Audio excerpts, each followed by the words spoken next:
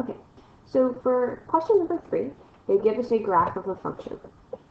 And they tell us that it's consisting of 3 line segments in a quarter of a circle. And we know that it's defined by this here. So I'm going to make myself my little chart. So I know that g of x is equal to the integral of f of t. Right? So that's area. And I know that g prime of x is equal to f of t. That's the graph.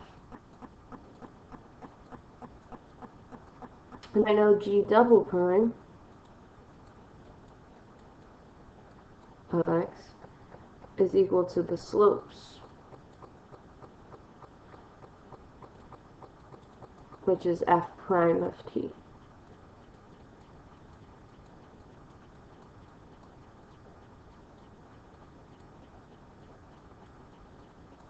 I also always use my little chart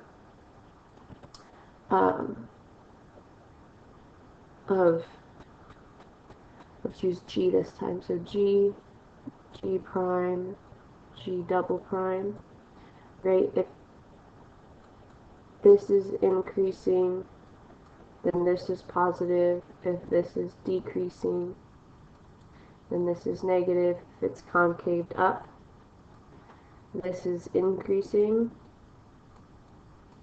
And double prime is positive. It's concave down. This is decreasing.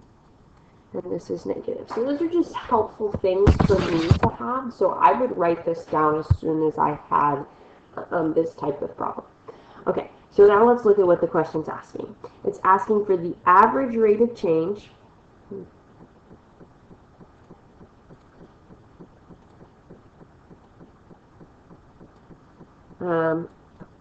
from 5 to negative 5. So average rate of change means slopes. All right, so we are looking for the slope, and slope says y1 minus y2. So we're going to take g of 5 minus g of negative 5 over 5 minus negative 5. Now, to get what g of 5 is, right, g is equal to the integral starting at 1 to that x. So we need to find the integral from 1 to 5 of our f of t. So that means we need to find the area. So we're finding the area from 1 to 5.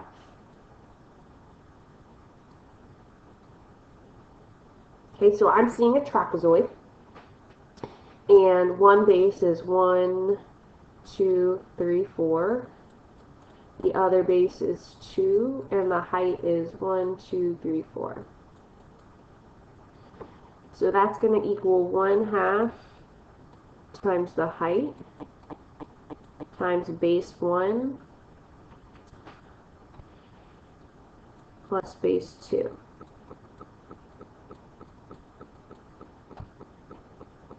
Okay, so we get 2 times 6, which is 12. So we know we've got 12 minus, it's going to be over 10. Okay, so g of negative 5, we've got a triangle, wish I could draw a straight line, here. And then we've got part of the circle here.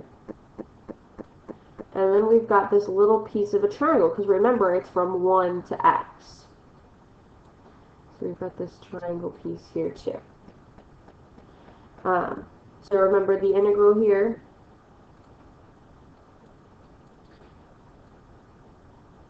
is from 1 to negative 5. Remember, if we're going to a negative, we're technically outside multiplying by a negative, which makes all of these things positive rather than being negative.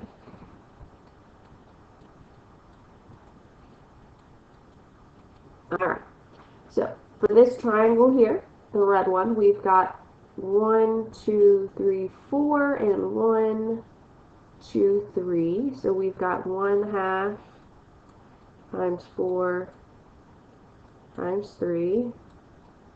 And then we're going to add a fourth of a circle. So we've got 1/4 times pi times the radius squared plus our blue triangle there, which is 1/2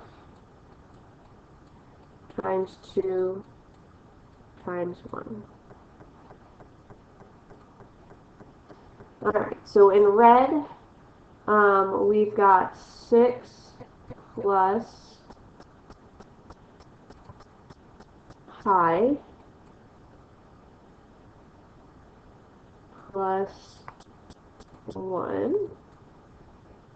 So we get 7 plus pi.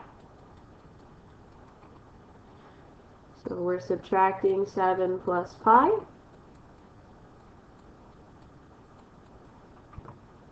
And we get 5 minus pi over 10. Now we could split that into two fractions and simplify it a little bit more, but why do that? You already have the answer. Don't make it harder on yourself. Just stop there.